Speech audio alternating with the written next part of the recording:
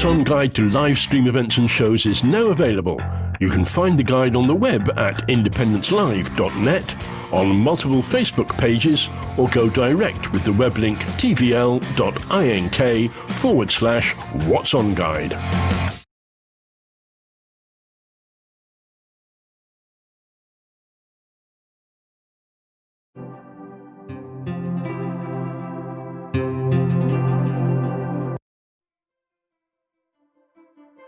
Hello, my name's Steve B, and I'm a presenter on IndyLive Radio. I present Music and Musings every Friday night at 7. The music, that's 70s classic rock, although we will take the occasional side road. The musings, well, they're thoughts on Scottish independence, politics and world events from my viewpoint, which is that of a grumpy old man.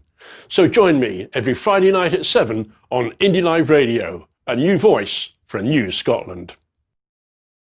Hi, I'm Fiona from Clackmannan's show Women for Independence. Did you know we have a podcast on IndyLive Radio? It goes out at 10 o'clock on a Tuesday morning, repeated at 6 o'clock on a Thursday. Come and join us for some news, views, opinions, the odd poem. It'd be very nice to have you with us. And come and hear the news you're not getting. Here's some new voices for a new Scotland at IndyLive Radio.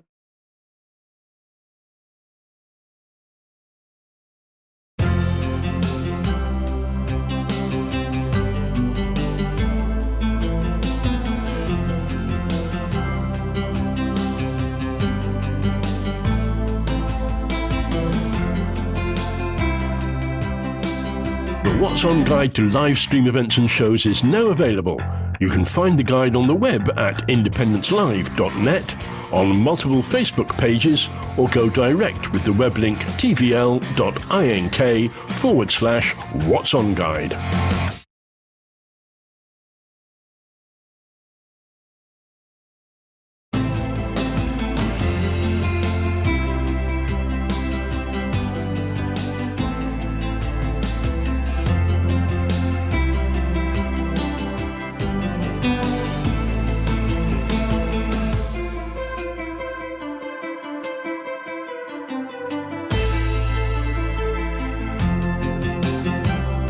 Film, you can watch this again, you can be part of it. It's Independence Live. Yeah. A few people asked about YouTube. It'll be YouTube/Independence Live. That's where you'll find the footage.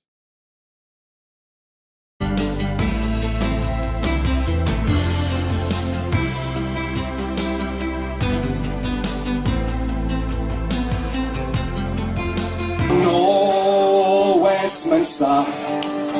No Westminster, come on. No Westminster, not for me, not for me. But therefore I'll be your slave. I'll be buried in my grave and go home to my Lord and be free. Oh, freedom, come on. Oh, freedom. Oh, freedom, one more. Oh, freedom over me. But before I be your slave, I'll be buried in my grave and go home to my Lord and be free.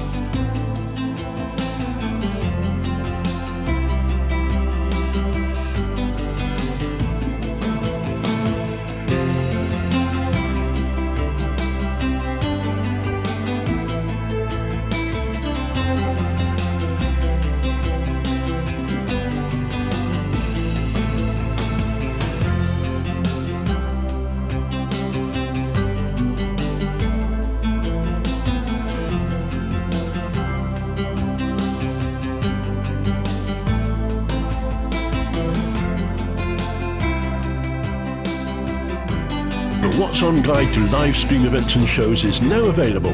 You can find the guide on the web at indepencelive.net, on multiple Facebook pages, or go direct with the web link tvl.ink/What's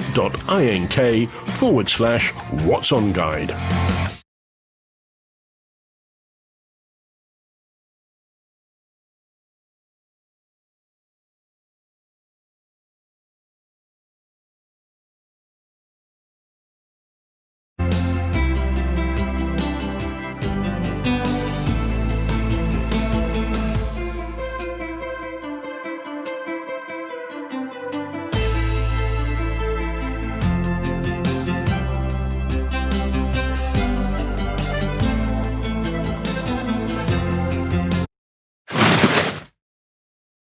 Hi there, I'm Cliff.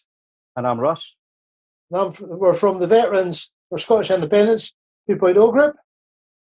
And we're just invading your privacy today to let you know that we will be very shortly pushing a programme out on live stream to do with the veterans, their needs as it will be during an independent campaign. The next independence campaign, and indeed in an independent Scotland. So get yourself in gear, come and join us, pull up a sandbag. Yes. Thank you. Cheers. Wherever you stand, get the fresh view of what's happening in Scotland with iScot. Celebrate everything about our country with intelligent, in-depth insight from lifestyle, culture to puzzles, and all the opinions you'll need. Whether it's digital or by post, subscribe now to iScot.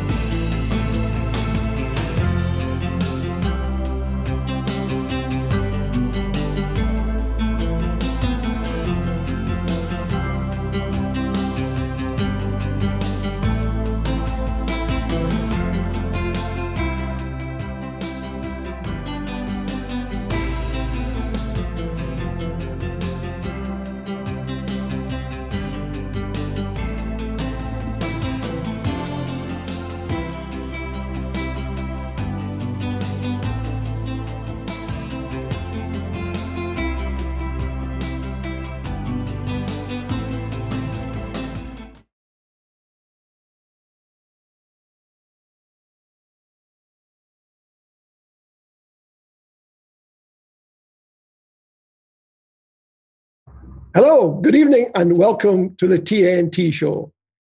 You know, it's been another great day for British democracy. Recall, if you may, the UK government says, we will only break the law in specific and limited ways. Well, now the government's top law officer in Scotland has resigned. Perhaps he has earned the sobriquet Lord of Not So Keen on the bill, the internal market bill. Hello, I'm John Drummond, and I'm your host for the next 60 exciting minutes. Thank you for joining us this evening. We have yet another great guest tonight, and I'm really excited that he's able to join us. Stay tuned to hear from someone who is not only an accomplished businessman, but also has his thumb on the economic pulse of Scotland. First, a few words about TNT, The Nation Talks. In many respects, this is your show.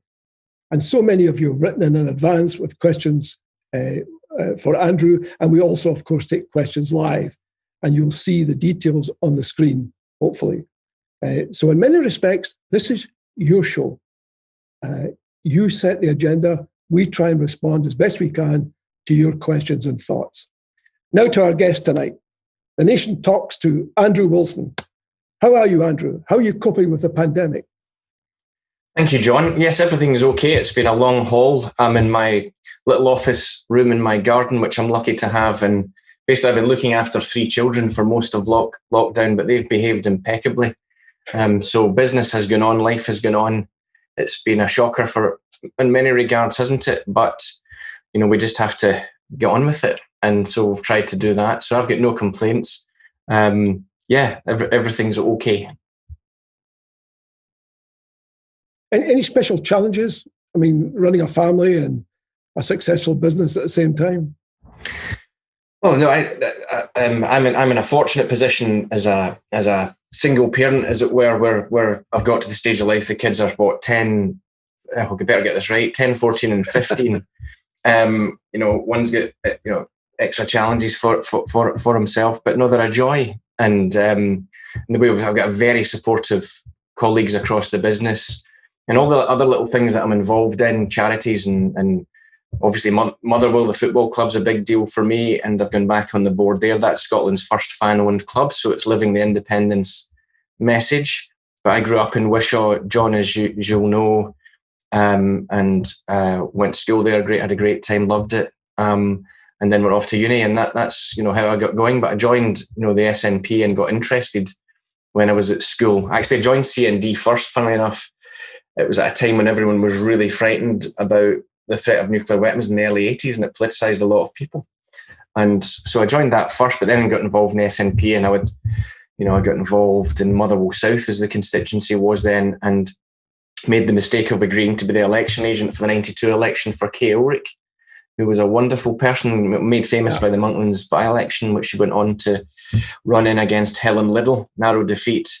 But she was a great woman, learnt a lot from her. And, we had a great time in that election. We thought we were winning at one point. There was a poll before it that 50% of people agreed with independence. The Sun came out for independence. We thought we were winning. In the end, I think we got about 20%. Good lesson in life. But it just shows you how far we've come as a party and as the movement. From there to where we are now, we've got a wonderful MP and a wonderful MSP for that seat, and it's nothing. Yeah. And of course, North Lanarkshire voted for yes. They were not cowed in 2014, and that made me emotional at the time. Yeah. Well, I think we all were in many respects. It was one of those nights that I think will stay in our memories, our collective memories, forever. Now, you were talking about education there, Andrew. Now, you had a good education. How does that compare with the education that you feel that your children and their peers are getting now? Well, I went to the local, a joke, I went to the third best school in Wishaw. But it was a great high school. The teachers were knocking their pans in for us, all the after school stuff. At that point, we couldn't have after school football so much. If you remember, there was a strike, and so it wasn't, that stuff didn't happen. But we had a school band, a school orchestra, and we travelled Europe with that. It was amazing. I had the most boring job, which was the timpani player, which made me good for economics, because as a timpanist, you sit at the back of the orchestra and you count through the bars. 1, 2, 3, 4, 2, 2, 3, 4, bong. Then you start again. So it really tees you up to be in a desiccated economics upbringing. But I went the big dominant part of my life at that time, obviously loving family, looking after me, and the Boys Brigade. I was busy like 5 nights a week. We'd be out doing various things with the Boys Brigade at the time, which meant, you were too busy to get into trouble. And there's a lot in that. And the school orchestra was great fun. So these were, I think, when I think back, these were the things that dominated my life. Outward Bounds with the Duke of Edinburgh stuff that we all used to do. So it was a great, at that point, Ravenscraig was still open through all of my youth. Ravenscraig was still open. So Wishaw and Motherwell were bustling, doing relatively well, working class towns. And of course, Ravenscraig closes in 92. We're told that the Labour MP said that we would sell it to the Americans and it shut. And it didn't have to shut. Yeah. It shut because we were part of British Steel and it made sense for them to centralise in South Wales. But, if you were, again, it's another good example of a thing that sort of politicised me, the sense that we could do better, because that was a great and efficient plant and wish we had a capacity for it now. But anyway, these are all the little things that happen. And then I go off to St Andrews University, end up going to Strathclyde as well, and get a good education. And but I was always politically active throughout all of that. Yeah. And your kids now, how do you feel about the education? Oh, sorry, you were saying, yeah, no, they do really well. They're a mixture of different things because of Harry's, attendant challenges. He goes to a school that's really suited to him. His wee brother goes to the local high school, and his wee sister's with him. So no, they do well. I'm really lucky in as much as autism is a thing where the lockdown could have been grim. For many people with autism, it must have been pretty horrific. I was lucky because Harry basically was a lesson to the rest of us. He was up at 7 every morning, walked the dog, made his bed, had his breakfast, started his homework, totally devoted to good order. And I'm lucky with that. So no, it's fine. I've got I never complain, at least I complain a lot to the people I love and my nearest and dearest, but I never complain generally, as best I can anyway. Yeah. They're quite close in age, relatively speaking. Yeah. How do they all get on together? Variably, I would say. Hannah,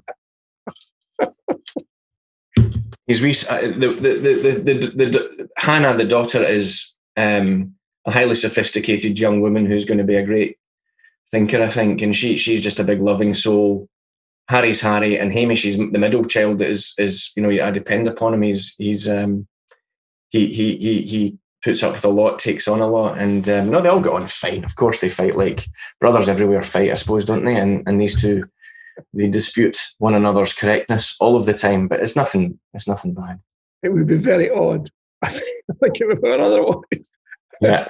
It'd be a source of real concern if it were otherwise. Yeah. Before this, I was having a meeting just before this in the centre of town with a pretty well-known business person who's a big funder of the No campaign and the cause there. And we were sort of debating it out. I've not persuaded him yet. But everyone's a potential convert. But he was just saying he comes from a big family in Greenock where I think he's got 5 siblings. So most of them voted yes and will vote yes. Yeah. So it just goes to show families can disagree as long as they can do so in a spirit of mutual respect. There's nothing wrong with that. Yeah. You think he would come on the show?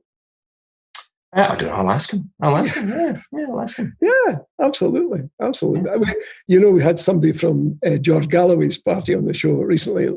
He has a party now. I must have missed that meeting. He's got his own party. He has his own party. Wow. And that was very, very enlightening. And of course, he has the Alliance for Unity. Yeah, yes, I did. Alliance for Unity. Yeah. Absolutely. And a unifying bunch, from what I can gather. Yeah, well, she's a candidate and she's very dedicated and looking forward to standing for a list position next year for the Scottish Parliament. But I was very happy to have her on because I think we have to think outside the silos and talk across whatever divides that there may be, so we can reach out for some common ground. So I'd love to have more people on from people who don't necessarily feel very committed or at all, like even if completely opposed to independence. I think it's healthy. I think the tone's really important, John, because obviously there's a bunch of folk who are like us implacably for. There's a bunch for whom it will be very difficult ever to reach. And then there's everyone else in the middle who are open to persuasion, but will be persuaded by reason and calm argument and persuasion. Yeah. And if we're not careful by being so energetic in our opposition to our opponents, we can turn people away. And obviously, and the other point to make is that when we're successful, which I believe we will be, we've got to unify the country behind making it good. Exactly. Because I don't believe that, in the day after independence, the world just gets automatically better. There's not a pot of gold there, but there is a toolbox at the end of the rainbow. Yeah. And we can use that to build a better country, and it will take time. I think my core message to people is that independence will be hard work. It will be an effort. There will be a transition that will not be simple because we'll be unpicking 300 years of integration. But that effort will be worth it, very much worth it. But it will take time. And I think people are more likely to be convinced by that argument than by the sense that we've either got oil, so everything's for free and it all lands in our lap, or that there's some other wizard wheeze that no other country's thought about that automatically delivers a better world. It doesn't sound, if something doesn't sound right, it sounds too good to be true, then there's probably a reason for that. Yeah. And I think the big thing to do is to look around the world to the countries that we would like to be like. We don't want to copy everything about anyone else because we want to make our own way. But, if countries like New Zealand, which is actually a touch less well off than Scotland, but much better run, great example, pro-migration, pro-international engagement, very welcoming to people, big tourism industry, at least until COVID struck. Yeah. Now with their current Prime Minister looking very like a real progressive force in the world, a great example. When we used New Zealand with the Growth Commission, it was immediately attacked, like anything in Scotland is attacked as if we were, they're right wing, therefore we're right wing. It's people want to label other people and attack the badge rather than considering actually, there are sophisticated models to be considered. The other big one is Denmark. Yeah. People say Scotland couldn't have a furlough. Denmark announced its furlough scheme before Britain. It's a highly functioning society. What does Denmark have that Scotland doesn't have? And yet it's many times more wealthy than Scotland is. And another example we looked at was Finland, which again, sophisticated, great education system, big neighbour next to it, and it's had its calamities over the years. It's gone bust a few times, almost a big banking crisis in the 90s. It's had many problems, but it's bounced back. It's, was unhealthy, now it's very healthy. So there are great examples around the world to look to say, well, if they can do it, why can't we? Yeah. Why would we not want to be like a society like that? That's what makes it worth it. The alternative is to be part of a United Kingdom, which has been in relative decline for certainly all of our lives, John, and probably longer. Yeah. People talk about currency as a symbol of it, and I'm sure we can come on to have a natter about that. But the pound was worth about $5 in the 30s. It's now worth barely $1. Yeah. That's a sort of map of relative decline. Yeah. The currencies bounce around, but broadly speaking, they can reflect what the world thinks of your economic prospectus and outlook. Yeah. And that's true. And right now, the OECD judges that Britain has got the prospects to be the worst performing economy in the OECD and the industrialized world of 37 countries this year. Yeah, it's scary. And if that's the status quo, that looks high risk to me. Yeah. And all these years in, John, after the Brexit vote, which is of course why we're back talking about independence, is because that's changed the game. All of these years on, 4+ years on from Brexit, we still don't know the nature of the border that's being opposed against our will to our west and to our east, 2 borders with Brexit. And we don't know the nature of it. And there's a reason. We're seeing prime ministers of the past coming out to attack it. We're Richard Keane, who I don't regard as that political a player, a high-quality advocate at the Scottish Bar, but, was chairman of the Conservative Party in Scotland for a bit. He's resigned. Geoffrey Cox couldn't vote for the bill, at least I think that would follow that correctly. People of integrity are really worried about the state of Britain. And again, what does that point to? The need to respect the rule of law, to be a good counterparty in international relations. If we're going to say to the European Union we'd like to be a member again, you go in that with full open faith that you will seek to fulfill the obligations that go with it. And I think Britain's setting a really bad standard for itself. That takes us on to, that's a very good point. It takes us on to some of the questions that have been raised about independence. We can perhaps come to the Growth Commission and currency later, Andrew. But there's a growing sense of unease. And I think it stems from people's very deep concerns about negotiating with a government or an administration which is happy to break the law. And what people are saying is, how can this possibly work? How can you possibly negotiate with somebody who is footloose and fancy-free when it comes to morals, ethics, and obeying the law? What confidence would you have in any negotiation with somebody who takes that view of politics?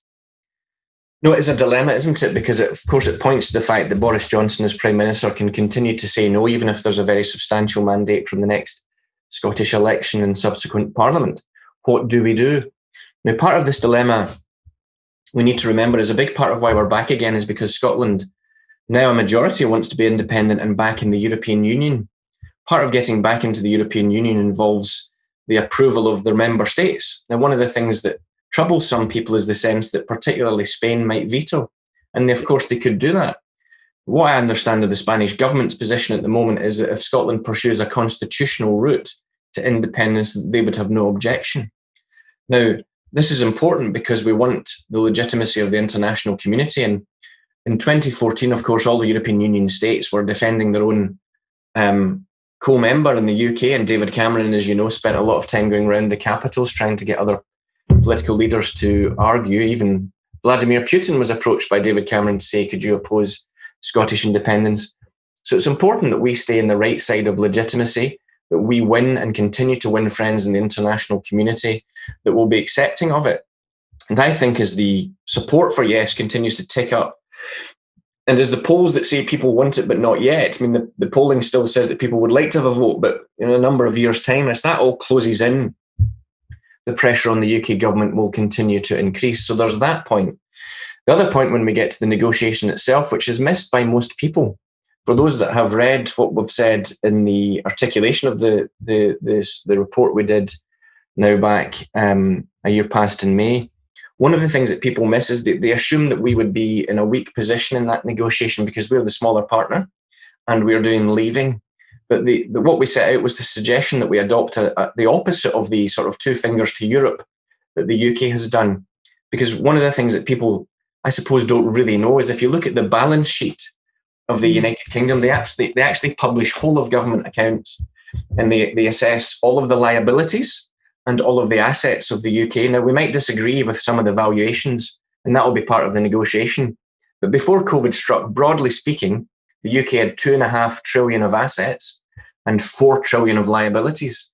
So the liability obviously is their debt, or the debt that's shared by the UK, the pensions, which are underfunded if you're public sector workers, or unfunded altogether, and for old age state pension, which when you think about it, is just daft. I mean, why, with a demographic time bomb looming, we don't fund pensions in the way that anyone else would fund their pension by saving for it. We pay it out of current tax. And that's a big problem for a lot of countries, but particularly for the UK. And then there's daft things in there which you wouldn't believe. For example, there's a 350 billion liability for the decommissioning of Sellafield. Just one thing.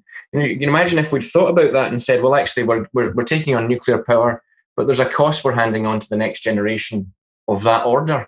Would you have taken the same decision in the same way? So, of course, as we go into that negotiation, the UK we're not asking the UK to give us, please, a share of the assets. They're asking us to please take a share of the liabilities. Yeah. And then we'll see what we set out is we would say, well, actually, there's probably a negotiation here, which means that if we're paying a contribution towards debt interest, which I believe we should, that it will be smaller than currently slated in the GERS analysis. Mm-hmm. We've also set out in there, John, that we would do, in the period before we can have our own international aid programs, because day one, we might not have put a proper program together that we could continue to fund the UK's effort until we were ready to fund our own. So we're actually going into that negotiation with a message to the people of the rest of the United Kingdom that we accept responsibility. We recognise our ongoing shared commitments. There'll be many things we want to do together. We will have the closest relationship of any two countries in the world, we hope.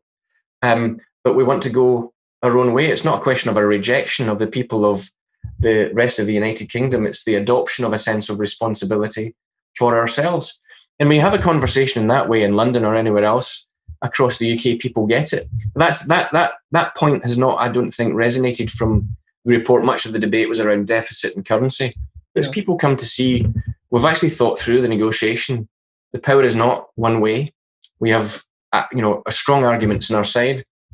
And then we're into other arguments. The border remains unclear. We didn't look at it, obviously, because we didn't know what the situation with Europe was going to be, and we're still to find out. But if you look at we buy more from the United Kingdom than we sell to it. So again, there's an interest there in good order and a good relationship. The lesson of history is that beggar thy neighbour policies fail for everyone. There was a wonderful piece in the Financial Times a few weeks ago by Raghuram Rajan, who was the central bank governor of India. He was the chief economist at the IMF. He was meant to be the governor of the Bank of England after Mark Carney, but decided Britain's politics were not for him. And he was arguing, as obviously, should I blame him?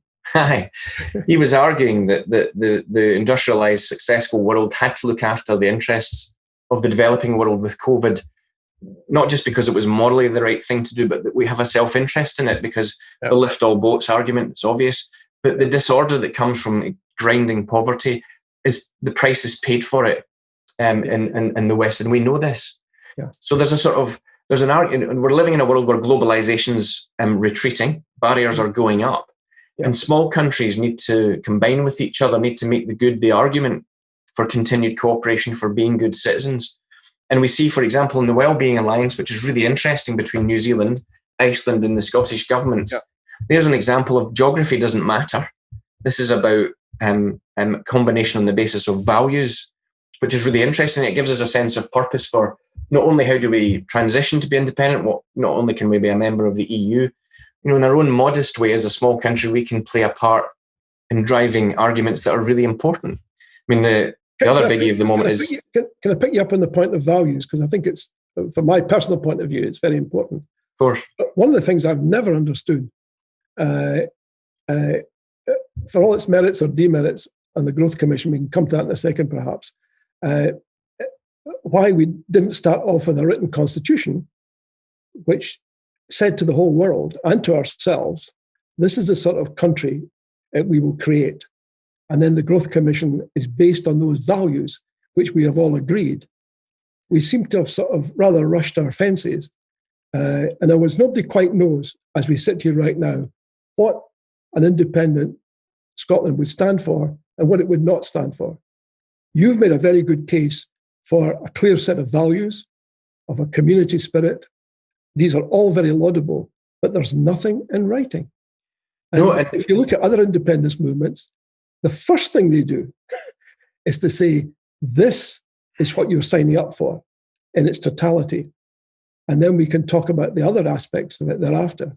What's your feeling about that? Well, I have to say, John, I've listened to you make that argument for quite some time. We first got to know each other, funnily enough, wasn't it, in the sort of 2003 election period, when you were helping me with polling in Cumbernauld and Kilsyth, where I was running to try and beat the Labour MSP, and I was always grateful for that. And you always brought a sort of international rationalism, which I found very admirable. The argument around the Constitution, I think you're correct. I was given a very specific brief by the First Minister on the Growth Commission, which didn't involve doing everything else, and we had to obviously stick to the brief. But interesting, it might reassure you a bit to know that obviously there was as well as having a team of economists, we had international consultants that helped us with commissioned work. Patrick Dunleavy at the LSE, working on the setup costs. David Skilling, who is a New Zealand national, then in Singapore, now living in Amsterdam, who's a small country specialist, who looked at the public finances, governance, and the growth record of the countries we'd like to be like. So we had great help. Around that table were obviously great academics, serving politicians, including, of course, our now Cabinet Secretary for Finance, Kate Forbes. And the first thing we did was sit and talk about the values that would underpin it. I'm not saying that we defined the way that you've said, which probably is work that should be done. But we were talking, what was the country we were seeking to be like? It was open, I understand welcoming. that, Andrew. Yeah. I just wondered if anyone ever said, something, we ought to set this down before we go any further.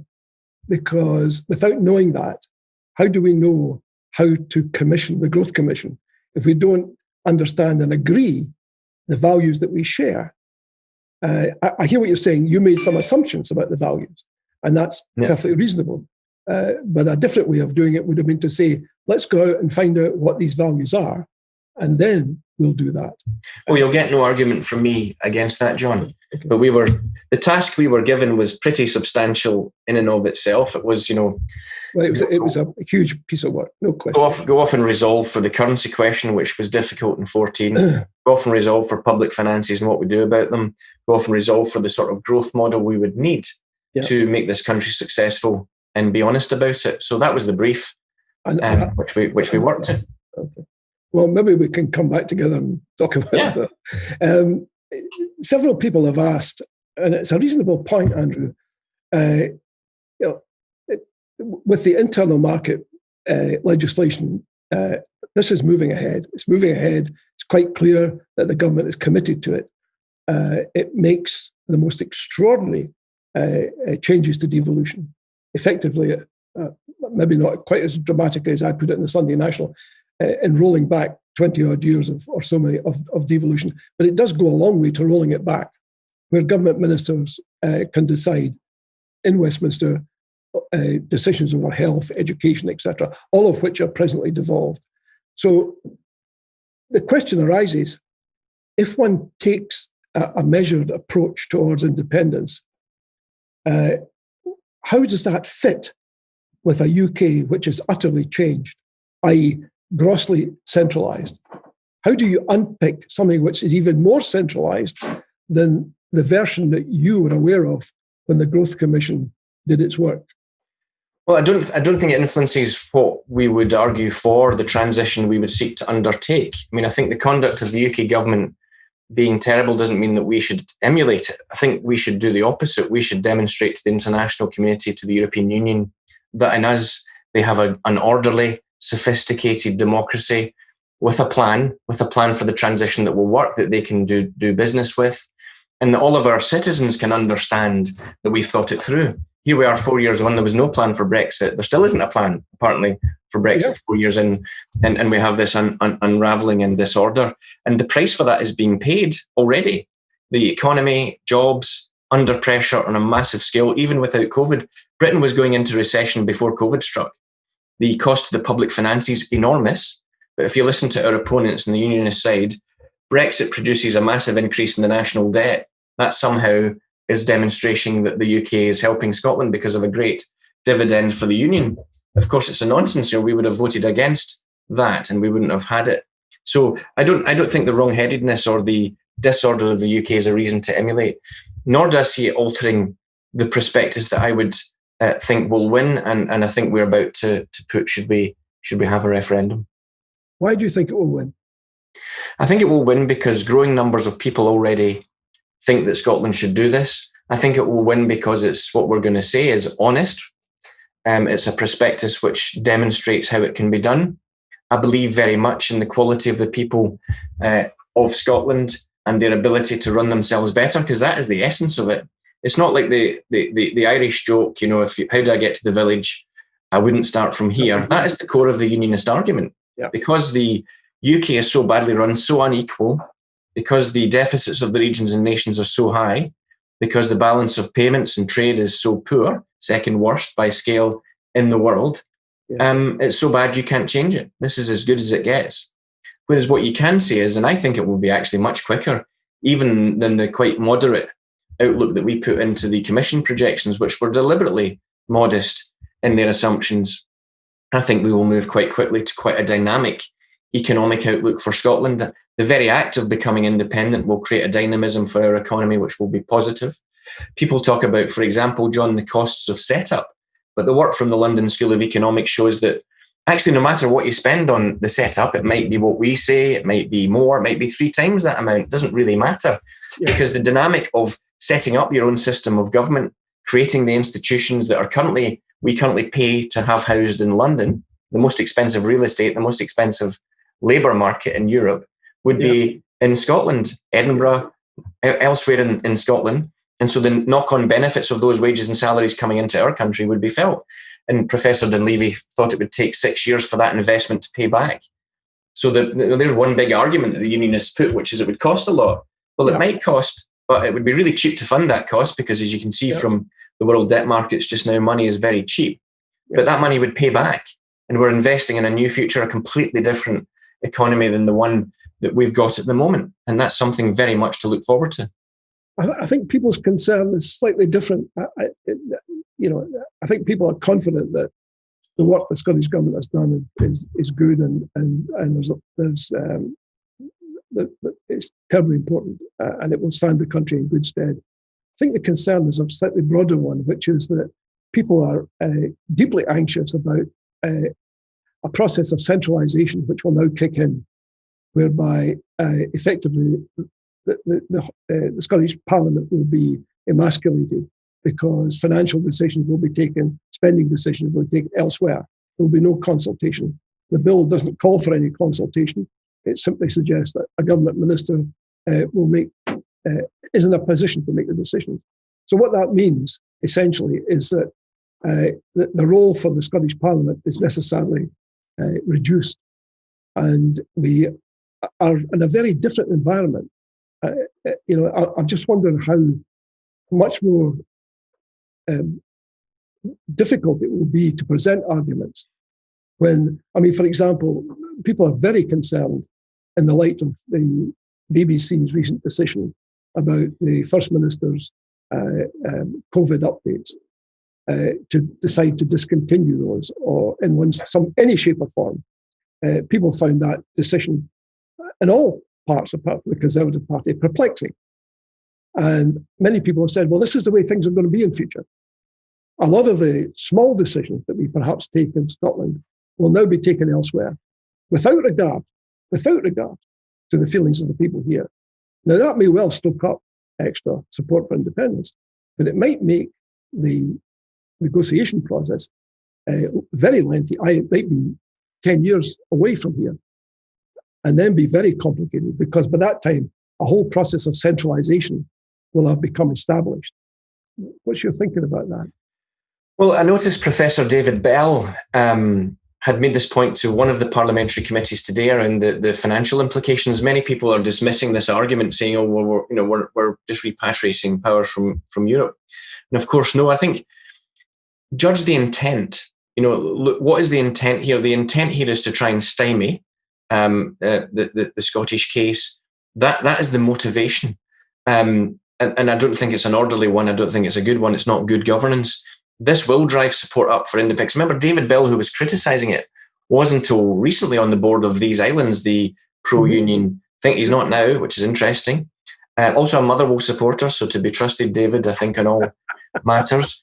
I think it will drive support in our direction. Not only that, it provides a strategic challenge to the Labour and Conservative parties in Scotland to say, on whose side are you? Do you stand behind devolution and Home Rule, or don't you? Civic Scotland, likewise. And I think that's part of the growing reason why this is going to happen, John, because more and more people who were doubtful of the case for independence in 2014 are increasingly of that view, and that's showing in the polls. But even behind the polls, obviously, 2/3 of people under the age of 55 now in favour, 3/4 under the age of 35 now in favour. Roughly 63% of those who express a preference think it's going to happen. So there's a growing sense of the will of the Scottish people settling, against which we have increased this. I mean, you only have to look, which if you do, you should do so in little doses. But if you look at Twitter, you can see increasingly, what's the word for it? It's the sort of, well, disorder is the polite way of putting it, the shrill extremism of some of the campaigning individuals and groups who are not reflecting their best selves in how they're conducting themselves. And we need to be careful of this too, because I do think Scotland's history is full of Scotland fighting with itself, people on the same side finding their version of events so much more important than everyone else's that we'd rather hold out for purity than get a consensus that allows us to progress. There's a joke I often used to tell about this, John, and it's probably apocryphal from one of the many Celtic European victories. And let's just say it was the Seville Cup final, where two guys are outside after the match, thumbing a lift back to Scotland, and the guy stops the car and says, "Well, I'm actually driving back. Where are you going?" And he said to them, "Well, I'm driving to Edinburgh." And they said, "No, it's fine. We're going to Glasgow." Yeah. So we'll not. I often think I've thought that about those who oppose devolution. There were some in the SNP who argued that devolution was a bad idea, and we should oppose it. That it would be a one-way street that would lock us in. Of course, history has confounded that. We need to take every step that we can to keep the consensus for progress.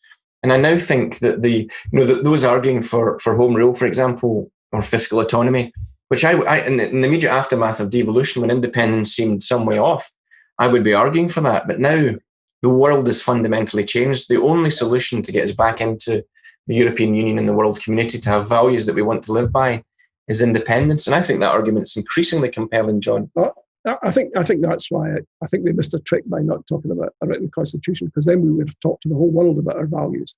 But that's just my ad for today. I also feel that it seems to me it's awfully important to have that conversation with as many people as possible, and it's also important to set the Scottish independence movement in historical context. If you look at independence movements across the world, I think that's where a whole chunk of useful education is missing.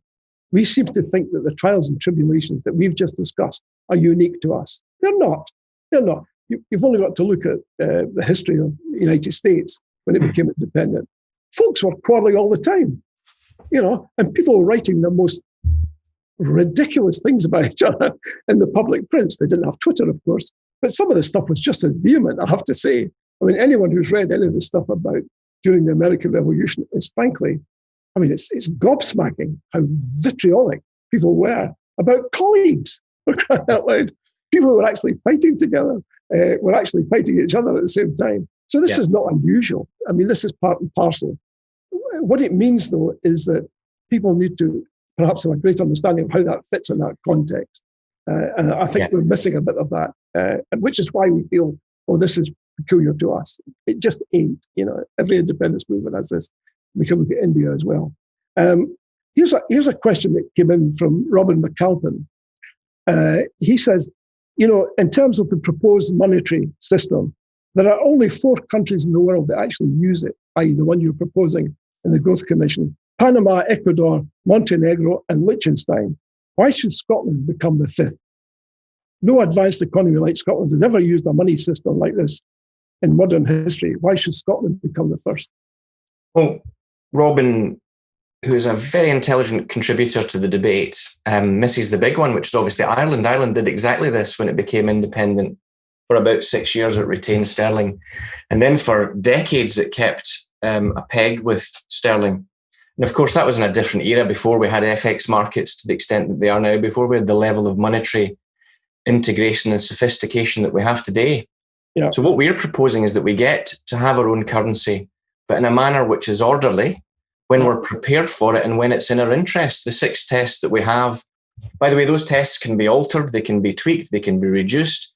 COVID puts a challenge on a couple, in my view, and we can come back to that, but not the order of it. Because what the risks that we're managing for are both political and economic. The economic risk is if you say to the world that we'll become independent in the day after or the next weeks or months, we'll have our own currency. The question is immediately posed, well, what will happen to that currency? Will it go down? Will it go up? And with the level of integration we've got, that has a direct implication, not just for the price of goods in our shops, for our wages, for our mortgage payments, for our pension payments. And these are all reasons of concern for people. Our unionist opponents would love us to be arguing for this. And that's the reason that Alex Salmond stuck to currency union as his argument in 2014. So that there was that point. And the second point of economics is the risk of people thinking it was a concern and so moving their money out, whether they're people or companies, what's called capital flight. This happened in Quebec on a grand scale, and they never even became independent. And they paid a price in jobs and for the economy. So we've articulated effectively, and it's not what Robin said, because these are countries that have then adopted other countries' currencies. We're saying all that we have just now stays the same the day after independence. So if you're voting for independence, you know that what you've got just now stays the same. There's a logic to this, because if the UK is 100 in its performance, Scotland's about 100. We're the most average of the UK regions and nations economic performance-wise. So monetary policy works reasonably well for us. There's not a reason to diverge yet. But we hope that the reason for setting up our currency will be A, that we're prepared, and I'll come back to that, but B, it will be a sign of our success because we'll have diverged. We'll be growing so fast, we'll have diversified our exports such that it would be in our interest. The political reason is, of course, do you want to spend a referendum campaign talking about the implications of your currency policy like this, answering questions that are reasonable? What would happen to my pension? Would it go up? Would it go down? What would happen to my mortgage? And what this policy does politically is allow us to say that we will stay as we are just now. That's a policy endorsed by the former governor of the central bank, Mervyn King. The logical thing to do, he thinks. Of course, we're ceding sovereignty to the Bank of England on monetary policy to begin with, but that's no change from where we are now. But we'll move towards it as we begin to set up our central bank. We begin to fund our deficit, like all countries do. And I think COVID has changed that, because what it shows is that the world debt markets are funding all countries very cheaply at the moment. Croatia got a bond away at 0.9% only the other week there. So I think what I would change about the Growth Commission at the moment would be less of a focus, because we were going in looking like an outlier on deficit. And I think there's less of a worry about that now, because all of the countries of Europe, with a few exceptions, will be in that boat. And we'll have a different position on debt. But the currency policy we've set out is economically stable, and it graduates away from it. It could happen, if we're successful, and I think we will be, we would look to be setting up our own currency to reflect that. But the alternative is both economically concerning and would politically be, I think, not a winning argument. Not least, you look at the polls, percentage of people in Scotland who support that idea, 5%. So you'd be going into a referendum with a main plank of your economic argument supported by 1 in 20 people. So there are economic reasons, which are the core reasons for it, but there are also political reasons for it. The currency should reflect our progress and success. You're not going to drive it by monetary policy. I do know that there are some who argue that actually we should just print money, forget about the deficit, and that's the way to go. Modern monetary theory, it's called. I've read about it in some detail. It's a theory that no one has tried yet. There are some countries in history who have effectively done an equivalent, and it's not a happy thing because it's led to hyperinflation. Sorry, can I stop you there? Because we've had a number of questions about modern monetary theory. And by the way, I apologise to everyone in the audience who are saying, "Good gracious, where are we going now?" But bear with us because it is pertinent. Alan Jones has asked, my question for Andrew is, Stephanie Kelton has recently written a best-selling book, The Deficit Myth. You've just said you're aware of the book. His contention, along with others, is that deficits are a chimera. They're a myth, literally. And she points out in her book that deficits have never prevented any country, for example, from going to war. They didn't in any way impede Greenspan and other executives from bailing out the banks where they found billions of dollars overnight. They just printed it. And they called it quantitative easing, and the world didn't fall apart. And her contention is, frankly, it's been tried. It's been tried since FDR did it way back in the big deal and right through. So she's questioning your assertion that it's never been done. She says it has been done. It happens in wartime. It happens in other events too, and it works. She says because the actual deficit is actually a myth. It's just a way of expressing government spending. That's all. No, the government spends it, or individuals do. One of the two.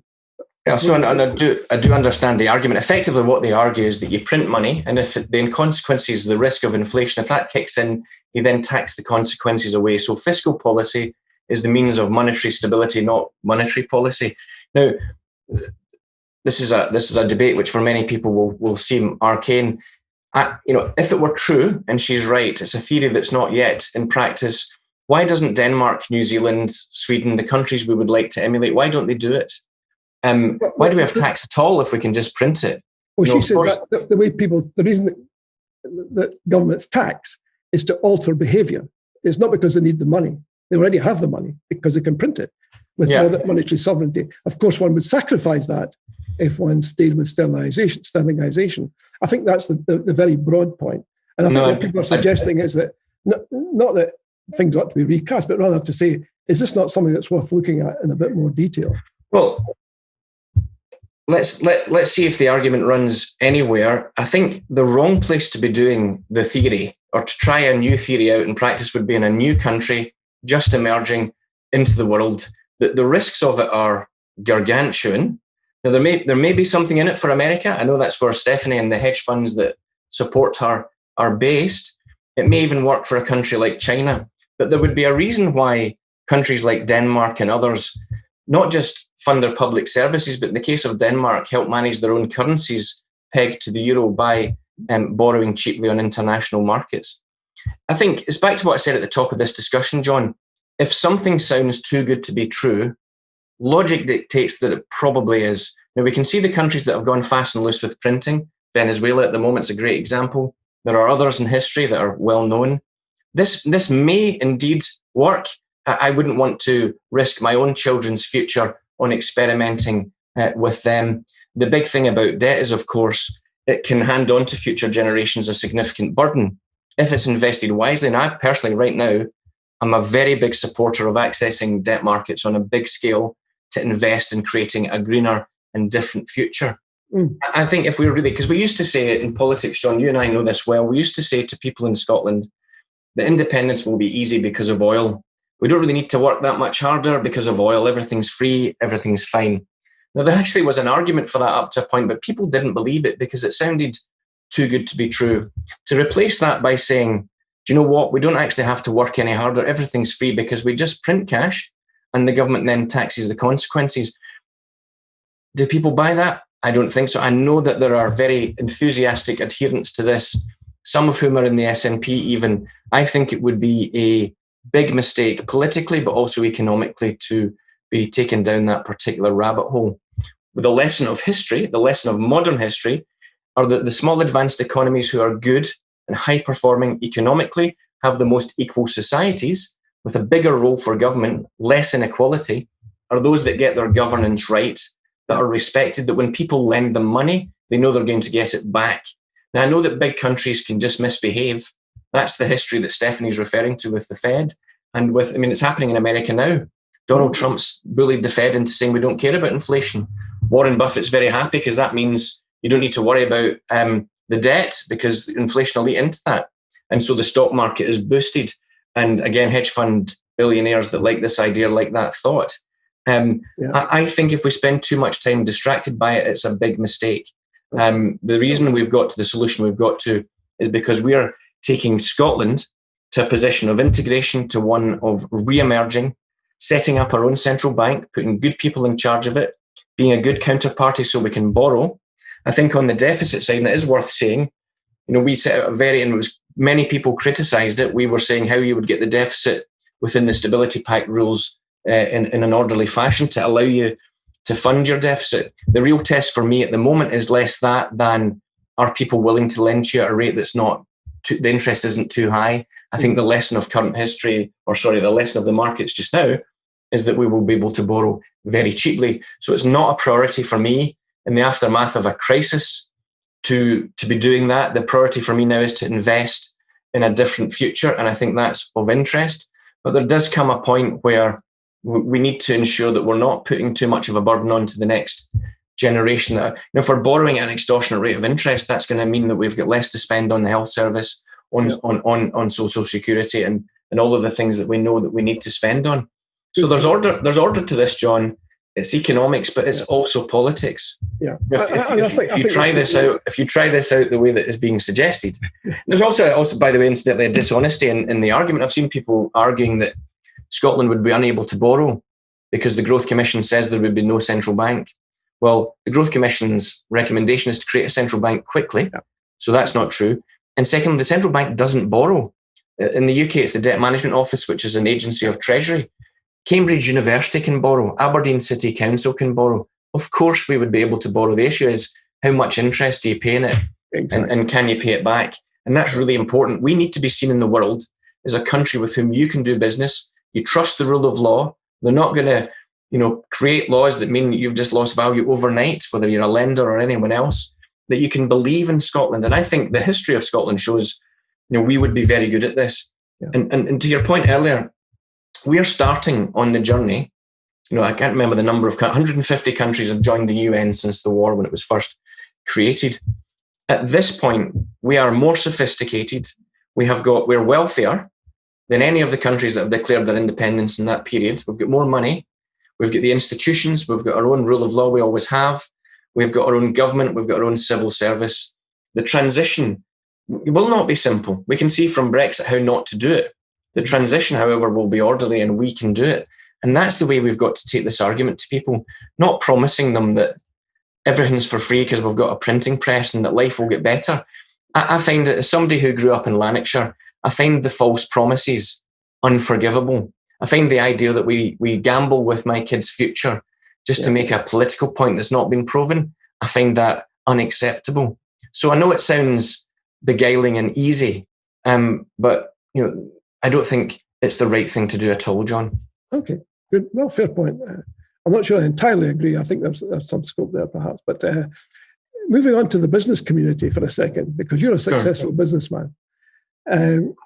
Without naming names, what do you think the feeling is within the business community about independence? Has it changed?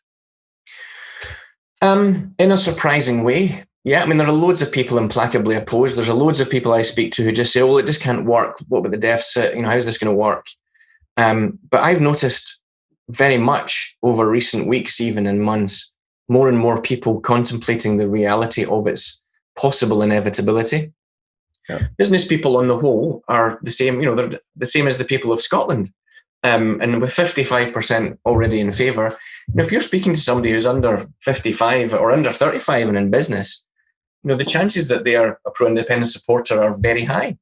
Yeah. Business, obviously, many of them worry about, you often hear people say, well, we just want stability. Yeah. There is no stability in the status quo with Brexit and with the governance that we've got at the moment. The bigger risk is being part of a country that's falling off an economic performance cliff. Yeah. So I'm not saying that the business community will be completely convinced, but I didn't detect that they were that opposed in 2014. There was a lot of political topspin. The best way to contend with their position is to have a clear plan against which they can plan. We need to be honest about it. What's it going to look like? How's it going to work? Yeah. And, business people employ lots of people, but the most people are employed by small businesses, by people who, and I think the biggest thing we can do is respect that. People who bear risk, who knock their pans in, who put their lives on the line to create employment for others. Yeah. That's a thing. And Scotland has been brilliant at that for many, many years. And we need to be respectful of it, I would suggest. And the profit motive is a good thing, not a bad thing. Of course, when businesses pursue profit at the expense of the planet or by treating their workers badly, that's appalling. So this is back to your point in the Constitution and values we would seek, John. But we can do it differently. I'm not going to say that we can go off and convince all of the institutions that independence is a good thing. But I do think that the prospectus that we've got, the argument that is building, will mean that people are much more respectful of it. And in European capitals, you can already see people preparing, and if not openly supporting, then quietly supporting it. Well, I see more and more feedback from European capitals where people are actually stepping up to the plate and saying, yes, I do. I suspect that's partly driven by the fact that the UK is about to leave, and therefore people feel freer to say what they've been thinking. But that's the way these things tend to work. A quick question, because we're almost through, and it's been great listening to you. It's actually been fantastic. And I do hope people have enjoyed it as much as I have. We've got 7 minutes to go. How do you respond to the question that you may be somewhat compromised here, because the way people have put it on Twitter is, here you are, a lobbyist, but you're also working with the Scottish government. How does that work? How can you run with the hounds and chase with the hares, or whatever the expression is? Well, again, this is a good example of what we've been talking about, the nature of Scotland, how we like to take people down and put a badge on them and then attack the badge. So my short answer to the question is I'm not a lobbyist. I don't go and speak to politicians on behalf of clients. Our business gives advice to companies about all of the risks they face in the markets, raising money in London, in particular in the stock market. We give advice on how to work with your employees to get the best from people, to engage them. And we do give advice on what is the regulatory and political landscape and how do you navigate it. But if we were ever to speak to a government official or minister on behalf of a client, it would show up in a register and people could see it. Yeah. And there's one example of me, which I think was going to see David Mundell in London. And that's hardly because he and I agree on anything. I think there's a couple of examples of Kevin Pringle, my dear friend and colleague, doing it on behalf of the Remain campaign for Europe. So it's not really what we do for a living at all. And the other point is I don't work for the Scottish Government. The government doesn't pay me. This was a commission which the SNP commissioned. I didn't get paid for it, obviously. Did it because I love the cause, I love the party, and we were trusted to do it. But it's convenient to say, let's badge him, make him a bad person, because that stops us having to think. Yeah. And on the one hand, I could be offended by it, but you let these things wash over you, because I've been in the SNP for 37 years. Those that know me know where I'm coming from and what my commitments are. I think if you have to badge someone and attack someone in order to win an argument, you might be losing the argument. Yeah. And so I think it's completely overblown, that one, and not true. It's actually, it's not true. And I've said that before. Yeah. Here's a question that never occurred to me. It's coming in on Facebook. The question is, as and when you step back from a business career, would you consider going back into politics? Well, one of the things about doing the Growth Commission, to be freed up to do it, is that I'm not courting political popularity. So the difficult honesties that I've had to try and put, and all the flack that I've taken, from our own side, and of course the unionists hate the Growth Commission because they realise that there's a winning argument in there. And I think politics needs people to be able to do that.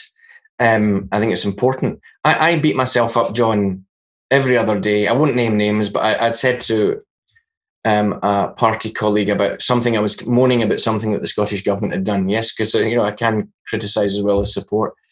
And they basically said, well, my answer to that is that I'm going to put my life on the line and run. What are you going to do? And that gave me a real crisis of conscience, thinking, well, maybe I ought to. But the honest truth is, for me, right now at this point in my life, and it's not anything to do with business or anything like that, it's just looking after the 3 children that I've got. I find that knowing what politicians put in of all sides, the sort of 24/7 job, the weekends are all gone. If you're doing it properly, you're up really early or to bed really late. Yeah. I personally would find it quite difficult to reconcile that with my responsibilities at the moment. Yeah. I'm coming on 50. Don't tell anyone. At the end of the year, would I seek to? I will basically do whatever I can, with on a voluntary basis to help the cause. Then would I see myself doing it in future? Well, never say never. All I would say is I completely admire those that have knocked their pans in for the party, and those that are retiring, like Mike Russell and Rosanna Cunningham and many others like them, who I grew up with almost. Mike employed me to be the party's economist when I was 23, 24, something like that. And my job then was to say that GERS was rubbish. I was basically employed to say that GERS was rubbish. Nothing changes.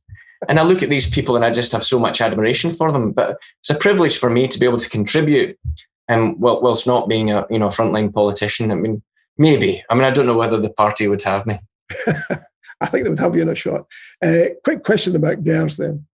What confuses a lot of people about GERS is that the Scottish Government publishes GERS, and yet almost everyone, his brother and sister, says it's garbage. I suspect you would probably say the same. Well, it's not garbage. It just is not that helpful. I mean, if you look at what we put in the Growth Commission, I have this discussion with people all the time. The key fact, even assuming, because there's lots in GERS that's assumptions, but it's not bad assumptions. It's not.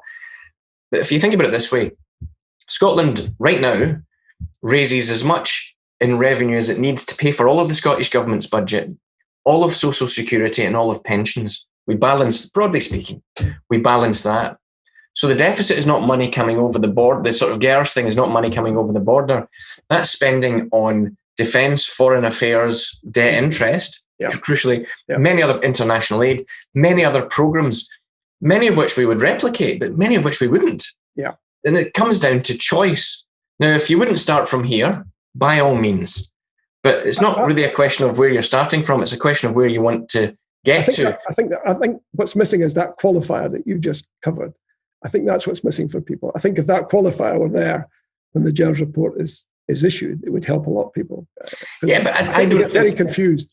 This year, for the first time, John, I think GERS backfired. I think people, it's incongruous for people. It also offends quite a lot of the middle ground that want, that are open to be persuaded that aren't yet with us. The idea that we're somehow... Sorry to interrupt. We've almost reached the end of our time. Oh, sorry. I told you it would go quickly. And it has. Okay, thank you very much, Andrew. It's been great. I hope everyone, I'm sure they have appreciated it as much as I have. Thank you very much for giving up a whole chunk of your valuable time tonight. A big thank you to you. And a big thank you to all of you out there who've been watching the show. As ever, we have a formidable list of guests lined up for future shows. Next week, the nation talks to Robin McAlpin, whom we've been talking about earlier.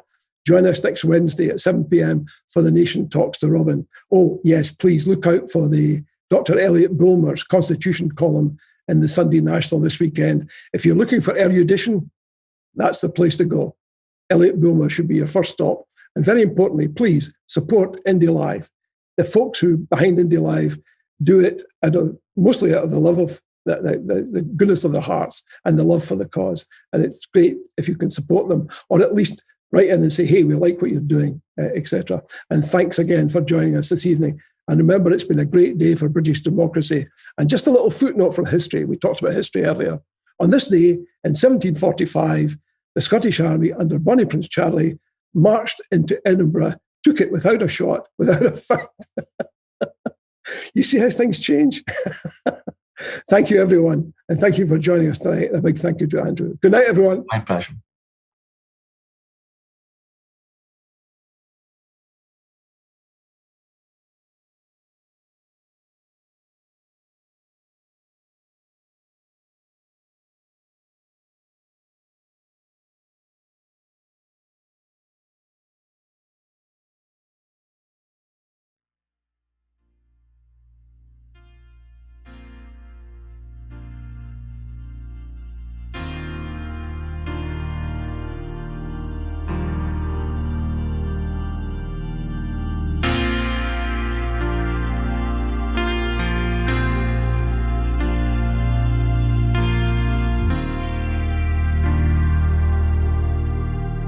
The What's On guide to live stream events and shows is now available. You can find the guide on the web at indepencelive.net, on multiple Facebook pages, or go direct with the web link tvl.ink/What's On Guide.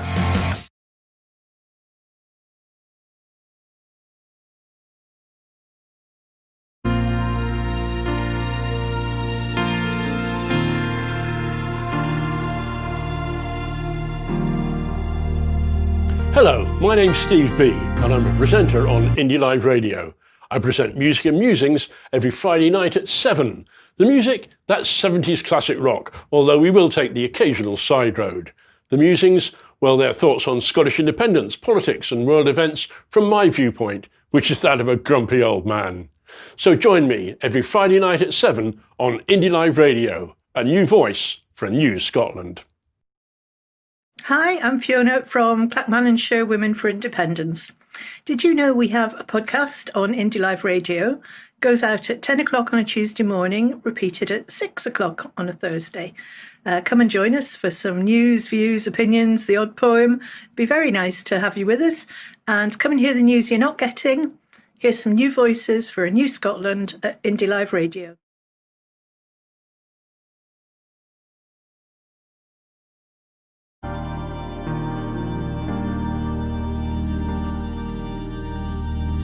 The What's On guide to live stream events and shows is now available. You can find the guide on the web at indepencelive.net, on multiple Facebook pages, or go direct with the web link tvl.ink/What's On Guide.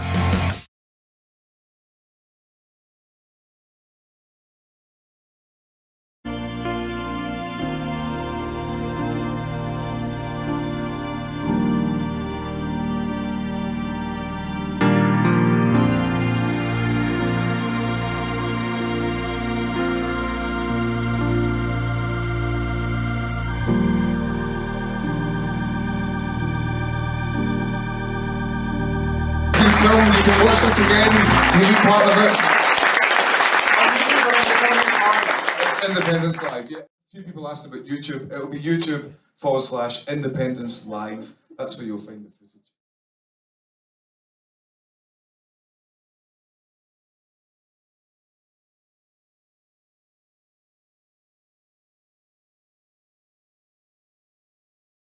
No Westminster. No Westminster, come on. No Westminster, not for me, not for me. But therefore I'll be your slave. I'll be buried in my grave and go home to my Lord and be free. Oh, freedom, come on. Oh, freedom. Oh, freedom, one more. Oh, freedom over me. But before I be your slave, I'll be buried in my grave and go home to my Lord and be free.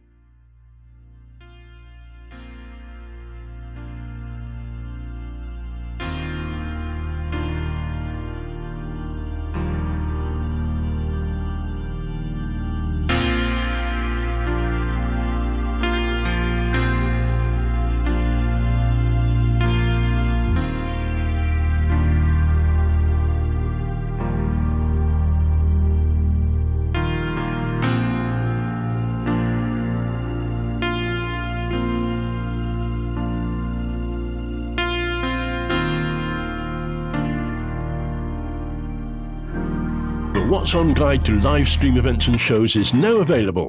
You can find the guide on the web at independencelive.net, on multiple Facebook pages, or go direct with the web link tvl.ink/What's On Guide.